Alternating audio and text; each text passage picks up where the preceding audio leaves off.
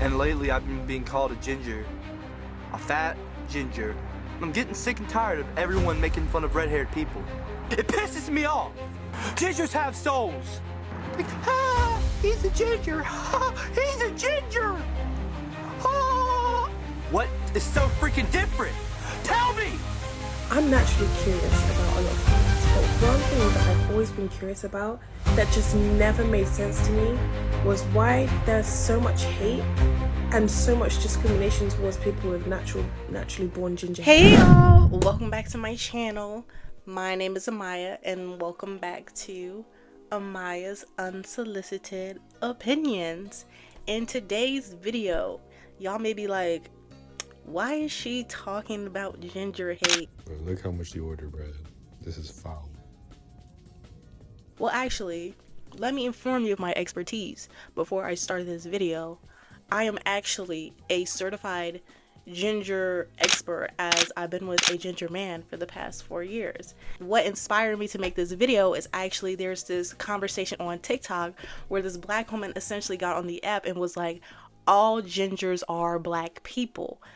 I just need to remind y'all again, everyone who is ginger, who has red hair, those are black people.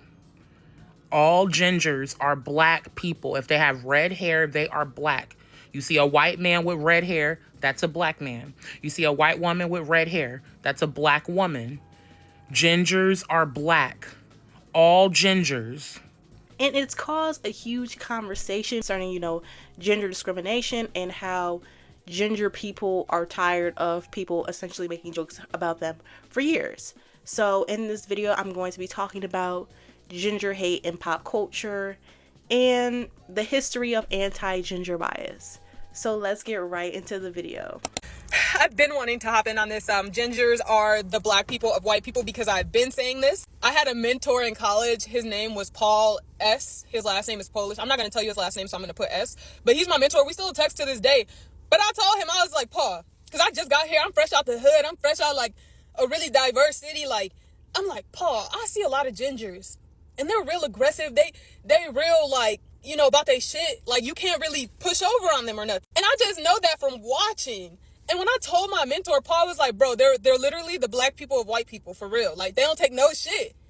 And I don't know. Now that the whole ginger conversation that they are, black people, and they're really tying back to the historical aspect of it, which is so funny because my great grandpa, I keep saying this shit, is Irish. He was on that plantation with my great grandma. My great grandma, they was out here. Over the past couple years, from what I've noticed and being with my boyfriend, is the jokes that people will make towards him, even though it's a joke and even though it's not supposed to be taken seriously, you high-key kind of seeing that over time, my boyfriend is tired of the jokes. Are ginger people black people? And do you face gender discrimination? Yes, and I feel it every day. And that is not a serious answer. No, but yes. What does that mean? I meant no and yes. So no to the first question and yes to the second one. And why do you think people discriminate against ginger people? You think you're just gonna, if you see a normal white person that has blonde hair or fucking brown hair, I don't walk up to people and talk about, hey, Johnny Test or some bullshit like that. People might say some, whatever fucking ginger type of dude. They can think, hey, Ron Weasley, hey, Ed Sheeran, let me write your name as Ed Sheeran on the board. But they called you Ed Harlow, though. That's different. I'm sorry. I'm good, baby. I've grown up in the suburbs. I know that within white people, there's a hair hierarchy. Do blondes have more fun? Oh, we're about to find out, honey. We just got started, so I'll let you know. Blonde hair is supposed to be supreme, and then brown hair is the girl next door. Black hair is more intimidating and more serious. And then from what I've seen, white people associate ginger hair with, it's they literally treat you like you're cursed. I don't know why that is. I know that there is a history of ginger people being portrayed as vampires or witches or bad omens, almost like a black cat of white people.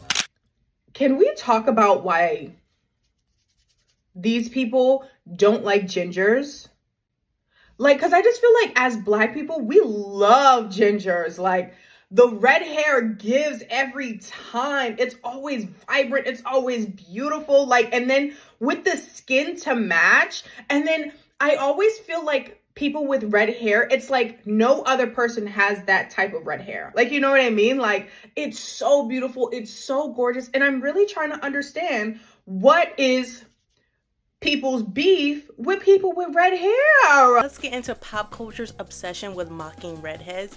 Number one, my prime example is gonna be South Park's Kick a Ginger Day and the actual impact of that. I watched that episode myself and like I thought it was a little joke, like I thought it was funny. But within doing research from this video, I found out that there was actually people committing hate crimes against ginger people. Bizarre and disturbing attacks that have left children in cities from coast to coast injured and fearing for their safety. Young victims were targeted simply because of the color of their hair. My speech is entitled Ginger Kids, Children with Red Hair, Light Skin, and Freckles. An idea was planted and took root on internet sites logged onto by kids all across Canada. I came to school, and after my first class, I was repeatedly kicked by different people. Thought this was like a joke, being that I've been with my boyfriend for years and like I've experienced people treating me like I'm less than just because of the color of my skin, or like assuming that I act a certain way or talk a certain way, or you know, just perceiving me differently. But to see that like this type of disdain and discrimination for gingers is like a real thing is actually more eye-opening. And it actually, you know, goes back to that statement that Black woman made on TikTok, you know, essentially saying that like ginger people are like the Black people, white people. They probably are perceived that way, and they probably act that way because they're actually being discriminated, and they actually relate to Black people in a way because they get treated less than just because of their hair color. This links to my theory about like ginger men. Ginger men love Black women. Ginger men love Black women down, right? Down. And my theory is linked to that because they have faced discrimination within their own community for being ginger. They've been made fun of. They've been picked at. Right? It contributed to like this binds you together. Mutual and obviously like it's very different levels of understanding because being Black is very different from being ginger, of course, especially in the UK. There are roles to it. There are levels. Yeah, there are levels to it, but it's like they get something. There's a little something there. There's a little something there. It sounds so crazy and it sounds so weird, especially in a society where like if you're Black or if you're brown, you get it treated like less than, and it sounds like it shouldn't be taken seriously because at the end of the day, ginger people are white people. This is actually a serious thing, and like outside of South Park's portrayal of ginger people, we also seen like there's a ugly stepchild trope within media where like in Rugrats and in Harry Potter, Ron Weasley is portrayed to be like, not only even just Ron Weasley, like his family is portrayed to be like essentially the ugly stepchild family, and like ginger people are portrayed to be ugly. And as a girly that's with a ginger man, even if I wasn't with my man, you know, I've seen some other ginger men that I found attractive. I hate to admit it.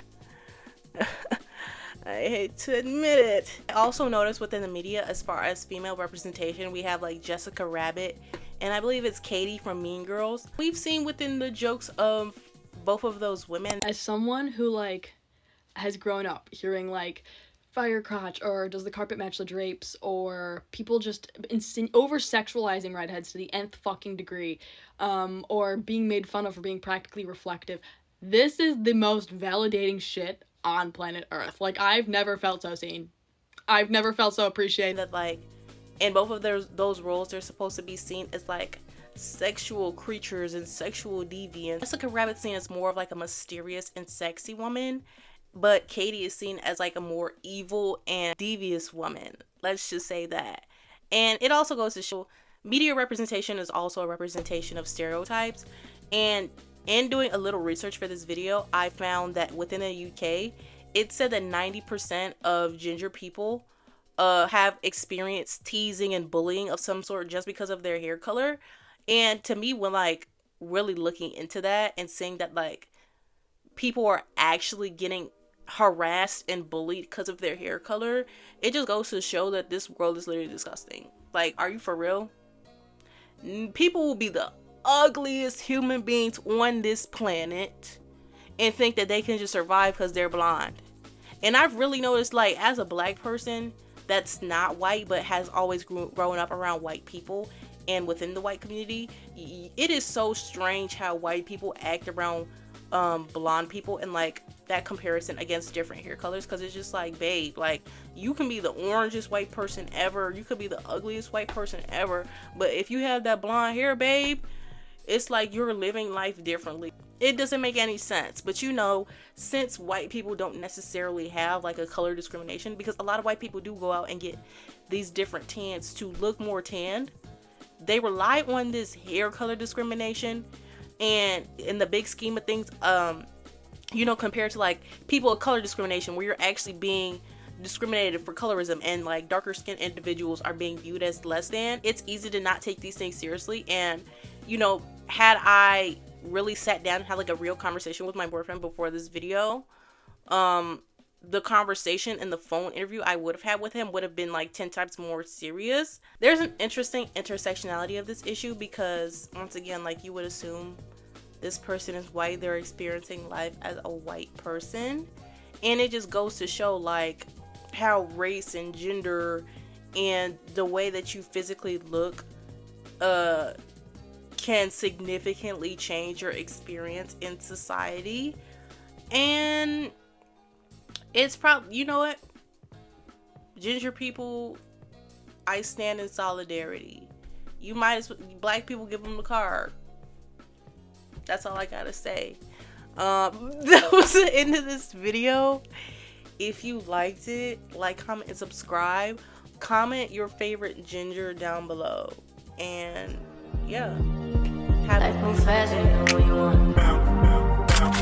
My newbies look like crackberry, but she don't love me, she's too scary.